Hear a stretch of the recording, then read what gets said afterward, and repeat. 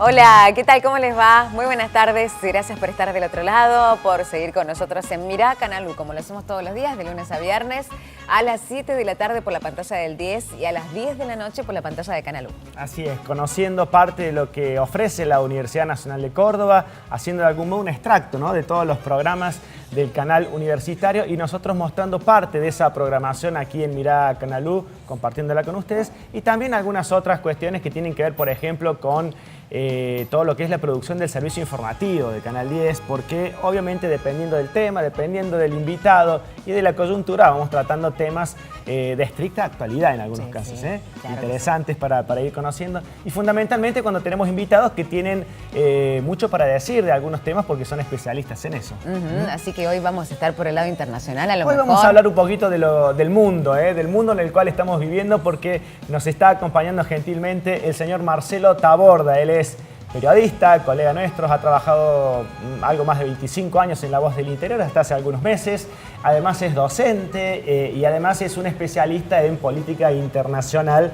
Y bueno, sos abogado también, Marcelo. Sí, me olvidé de decirlo, ¿no? Tengo abogado, título de abogado de la Universidad egresado de la Nacional Universidad Nacional de Córdoba. Aunque no ha sido lo que más ha profundizado en tu vida profesional. Es decir, en el ejercicio de la profesión muy poquito, apenas recibido, casi cuestiones familiares, y después ya no, dedicado a la docencia, y muy poco tiempo después empecé la actividad periodística en Radio Nacional Córdoba, allá por fines de los 80, y ya de ahí, bueno, dedicado al periodismo, con algunas cuestiones sí que tienen que ver con el derecho en investigación, en algún tiempo, un par de años estudiando afuera, pero no en el ejercicio directo en el foro, como se dice normalmente, de la abogacía.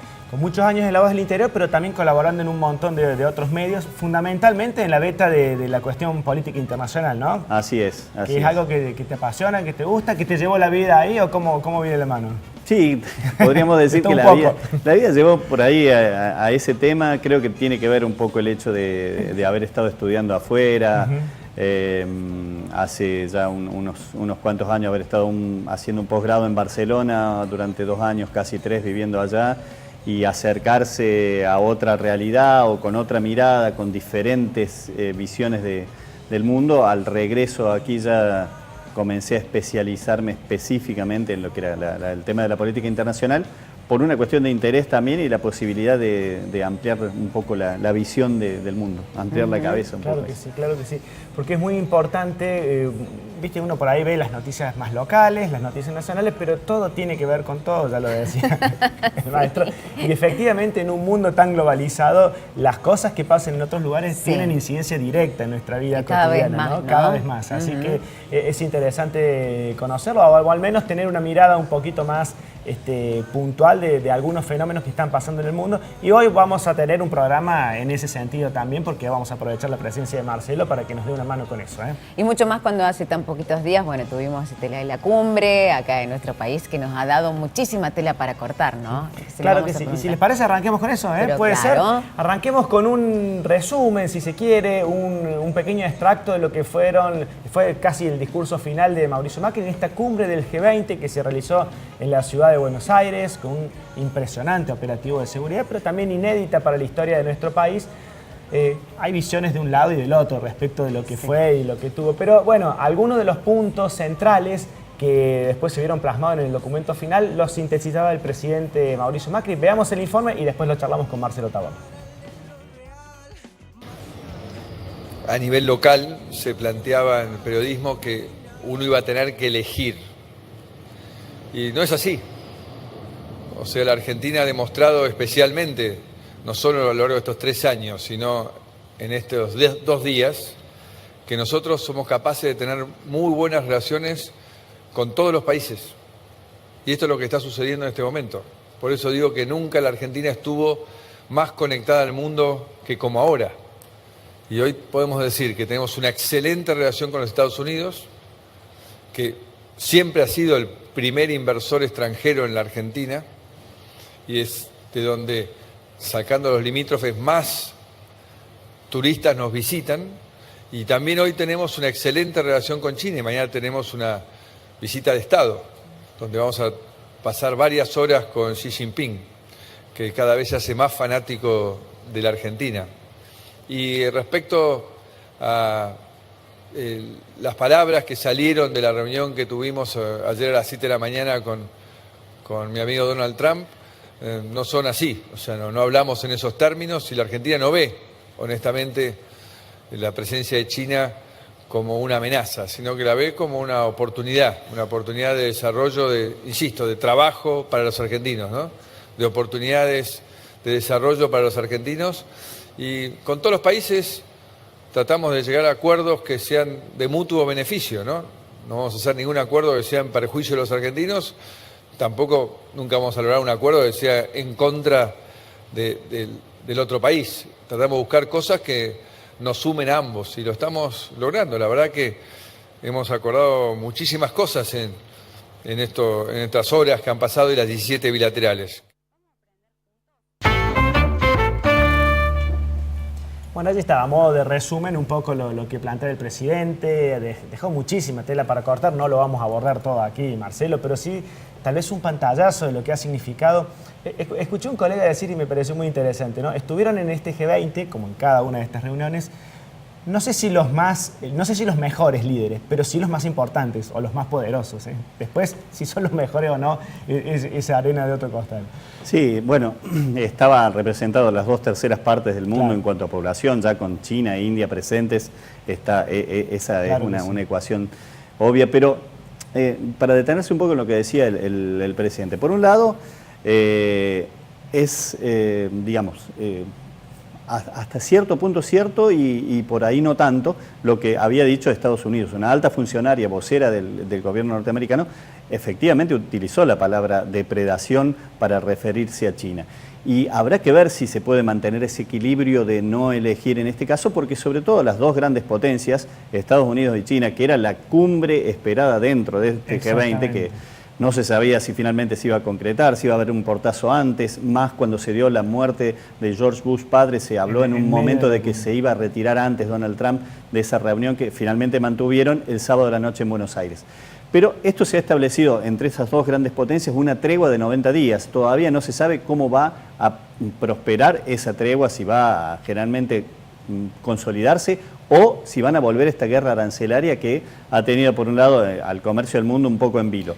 Y en función de eso hay una disputa territorial, sobre todo en Latinoamérica, de la cual Argentina no está exenta. Es decir, hay una gran... Es muy difícil ser neutral, claro, en esto, porque en algún momento va a haber, claro, una definición que dar, probablemente no porque uno lo quiera o porque el país lo quiera, sino porque las otras dos grandes potencias lo exijan. Y sobre todo en esta disputa hay que decir, por ejemplo, China y también Rusia han tenido un papel crucial en mantener con oxígeno, por ejemplo, a el gobierno de Nicolás Maduro en Venezuela, al cual Argentina y sobre todo Estados Unidos han hecho todo lo posible en los últimos años por tratar de sacarlo del poder del Palacio de Miraflores. Ahí ya tenemos una contradicción política y al margen de eso están todas las otras contradicciones económicas por el lado de disputa de mercado y sobre todo por el aspecto energético, lo que va a pasar en Vaca Muerta, que ha sido, digamos,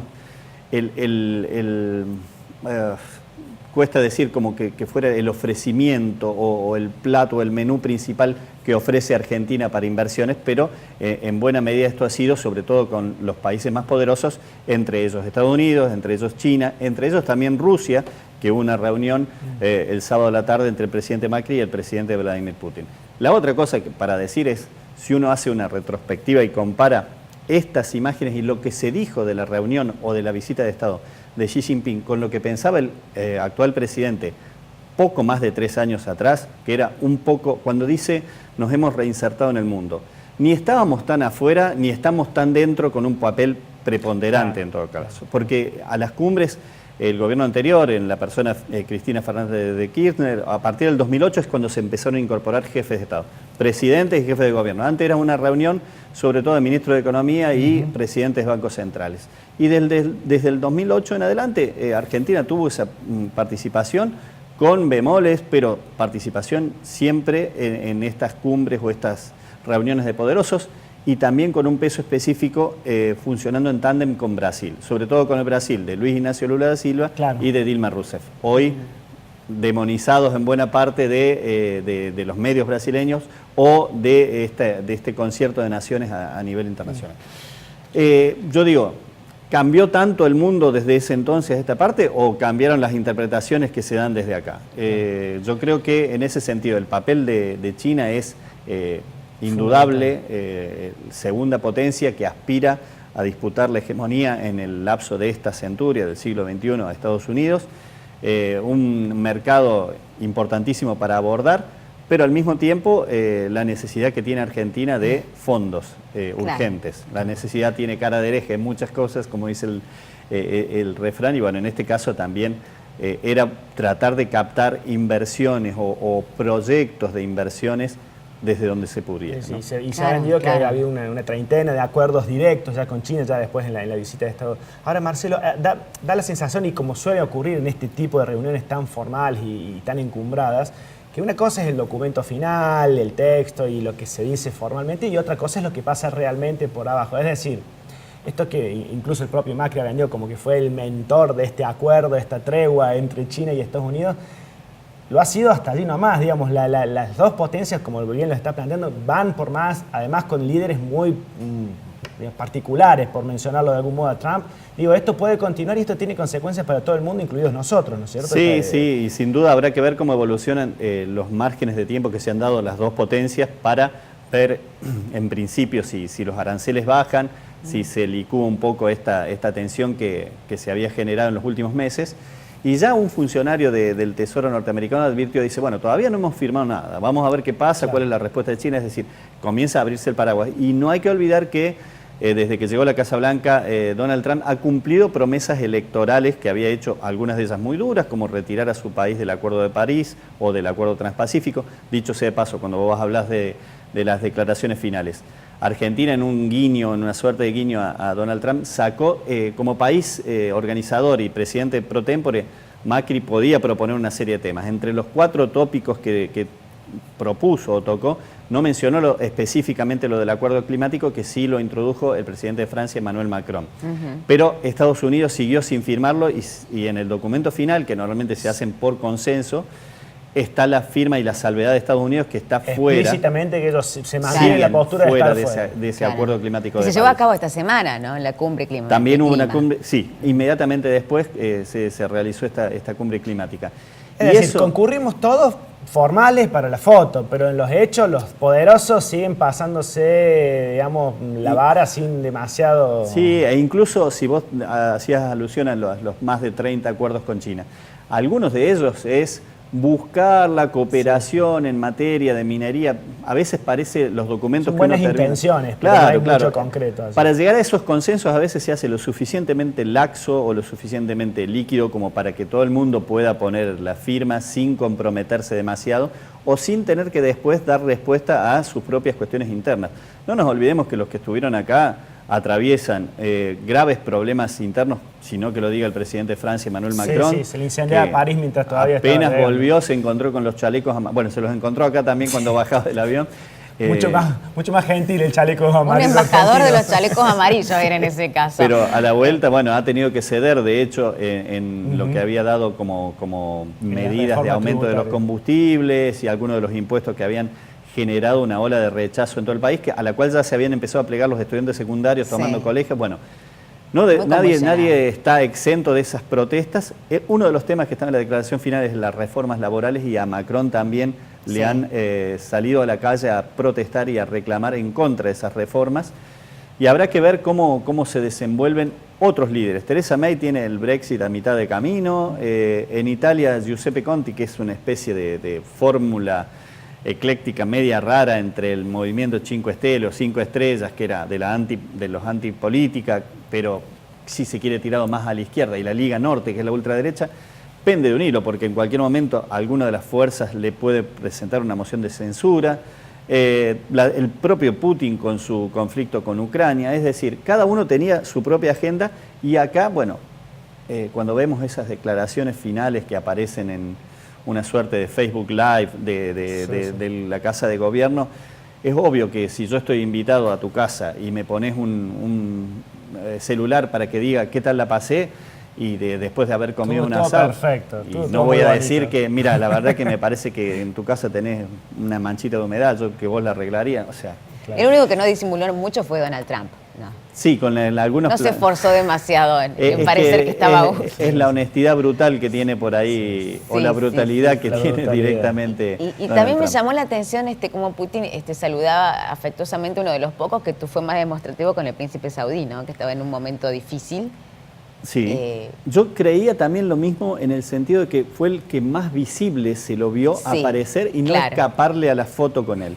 Pero si uno piensa que Rusia es, en el contexto internacional, quien más se ha opuesto a Arabia Saudita, puede pensar que en realidad fue lo que trataron de mostrar otros. Porque hubo una reunión de Macron con Bin Salman, que es el príncipe heredero, al que se le reprocha ni más ni menos que estar cometiendo crímenes de lesa humanidad en Yemen y ser el autor intelectual del descuartizamiento de un periodista en un consulado, o sea, una novela de espionaje y de terror de alguna manera. Y bueno, al personaje en la foto de familia se cuidaron de ponerlo bien a un costado y atrás de Michel Temer. Total, Michel Temer ya se va el 1 de enero y qué menos popularidad le puede tener si tiene el 1%, 2%. Sí. La cuestión es que después, al ver más fotos, sobre todo de medios internacionales, Le Monde, por ejemplo, publicó una foto de Macron hablando con Bin Salman y al que, según el periódico francés decía, Francia le había exigido una respuesta, sobre todo por el esclarecimiento del crimen del periodista, pero más que nada que frenara los ataques que han dejado cientos de miles de muertos en Yemen y sobre todo una crisis humanitaria que la ONU dice que es una de las peores que afronta en los últimos años la humanidad, ¿no? Una última muy breve, así pasamos a otro tema, así no nos extendemos tanto, Marce, pero no quería dejar de preguntarte, cada uno con sus propias crisis llegó a esta cumbre, cada uno hará su propia lectura política conveniente para cada uno de ellos. En el caso puntual de Macri hacia adentro, bueno, han vendido esto y el éxito finalmente no hubo problemas graves de seguridad, etcétera. Ha sido el anfitrión de toda esta cumbre. Bueno, han vendido como que con esto volvemos al mundo, vienen las inversiones. ¿También es una expresión de deseo o hay algo que realmente lo refrende? Bueno, concretamente digo, ¿no? Salvo las concretas de Donald Trump en la reunión que tuvo el viernes, que bueno, además ya había anticipado 800 millones de dólares, alrededor de eso como una especie de fondo de apoyo a inversiones, pero las inversiones habrá que ver cómo se producen. Y por la renovación del swap con China, que las estimaciones van desde los 5.000, el equivalente a los 5.000 a los 8.500 millones de dólares aproximadamente, pero en un plazo trazado hacia 5 años aproximadamente, hasta el 2023.